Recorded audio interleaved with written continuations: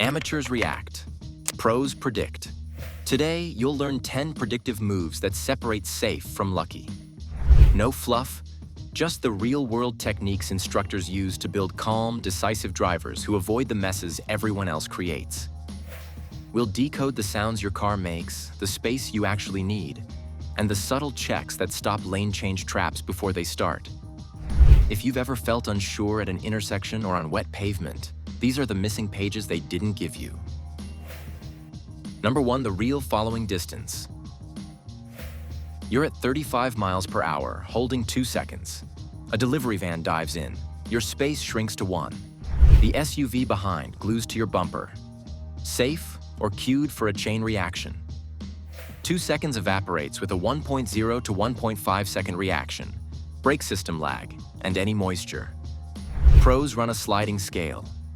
3 to 4 seconds dry, 6 to 8 in rain, 10 or more in snow or when towing. Add an escape lane. If you can't see the car ahead's rear tires touching pavement, you're too close. Rear-end crashes spike when headway drops. Short gaps leave no buffer. Stopping distance grows fast with speed, and worn tires stretch it even more. ABS helps you steer, but it can't create friction on bald rubber. Use speed x conditions equals time. Pick a roadside marker, count seconds, then add space if you're tailgated or sightline's close. Pros create time, not tension. With space mastered, the next edge comes from reading the rubber itself. Number 2, read your tires like a report card. Your car already told you what's wrong. It wrote it on the tires. Most drivers toss worn tires without reading them, burning cash and leaving bad alignment, weak shocks, or wrong pressures untouched. Start with edges. A feathered, directional roughness points to toe errors or tired tie rod ends. Cupping, scalloped dips, signals failing shocks or struts. A slick center band means overinflation. Worn shoulders mean underinflation or hard cornering. One shoulder only? That's camber out of spec. Run the penny or quarter test across the tread and check wear bars flush with the surface. Toe scrubs rubber sideways, creating feathering. Camber leans the tire, grinding one edge. Wheel bearing play can cut a sawtooth pattern. Rotate every 5 to 7,000 miles and keep AWD circumferences matched to protect the drivetrain. Quick routine. Glide your palm across tread. Flashlight the inner shoulders. Compare front to rear. Fix the cause before buying new rubber. Diagnosis is half the battle. The other half is how you use the brakes you already have. Before we move on, please take a moment to subscribe to the channel and like the video. Number 3, brake like a pro. 2 drivers reach the same red. One eases to a stop, nose level. The other jolts forward, dives, and cooks hardware. Which one buys rotors soon? Stabbing the pedal turns energy into heat too fast, overheats pads, and unsettles the car. Coasting forever wastes road and timing. Use the 3-phase brake. First, set the pedal lightly to take up pad gap. Second, squeeze progressively so weight shifts forward predictably. Third, release smoothly in the last few miles per hour to restore front grip. That's control and wear saved. Threshold braking matters. Press hard enough to approach lockup, but not cross it. ABS is the safety net, not the plan. On descents, blend engine braking with short, firm applications to avoid glaze and fade. Keep brake fluid fresh every 2 to 3 years. Remember, brake bias loads the front more. Left foot braking? Advanced, situational only. Controlled inputs also save fuel when you find your engine's sweet spot. Number 4, shift in the sweet spot. Same route, same car, different driver. One spends less at the pump by riding the engine's sweet spot. The change isn't magic. It's RPM discipline.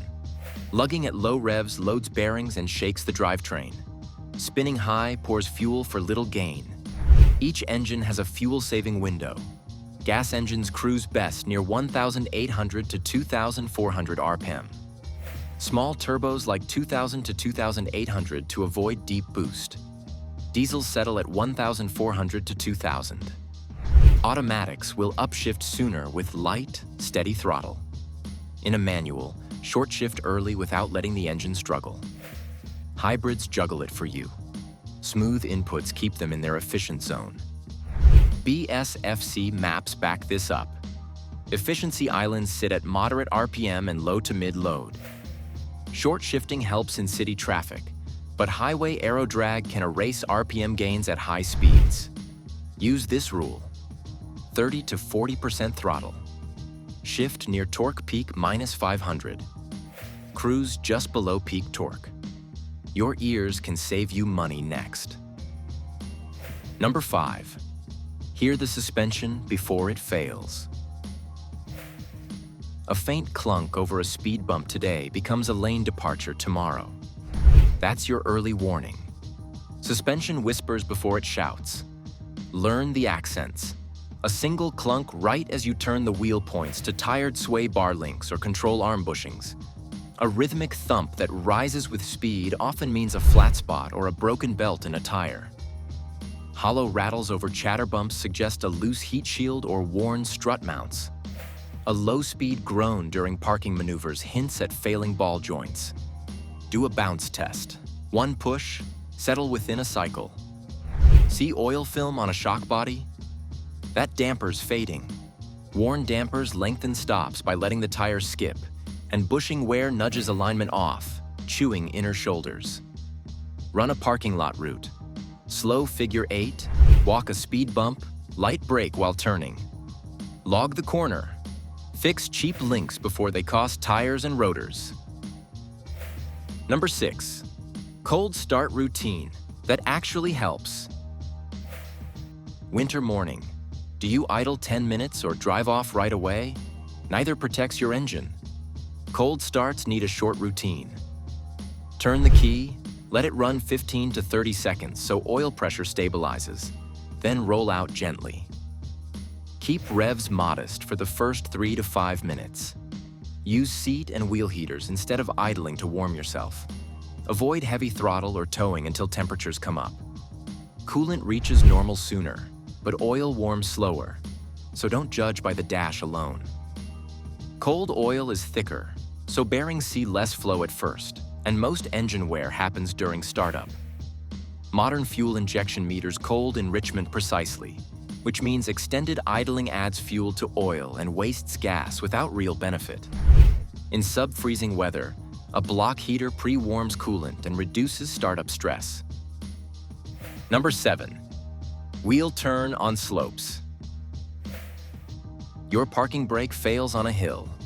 Does your car drift into traffic or stop itself against the curb? That outcome comes down to how you set the wheels. Most drivers set the brake and walk away. If the mechanism slips or cables stretch, the vehicle rolls. Curb orientation decides the next scene. Uphill with a curb, turn wheels away from the curb. Downhill with a curb, turn wheels toward it. No curb either direction. Steer toward the road edge so the car rolls off the lane, not into it. Stack the habit. Brake on first, then shift to park, or in gear for a manual, to spare the parking pall. Number 8. Beat the blind spot without sensors. Your mirror said clear. You eased over. Horns, brakes, chaos. What failed isn't your eyes. It's the default setup. Factory angles keep your car's flank in view and hide the next lane. Fix it free.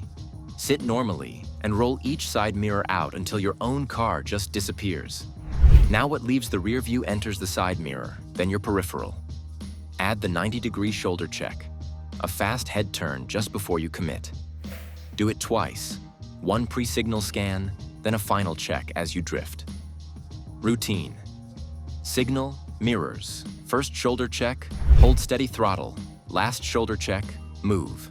With vision dialed, tune your tires next. Number 9.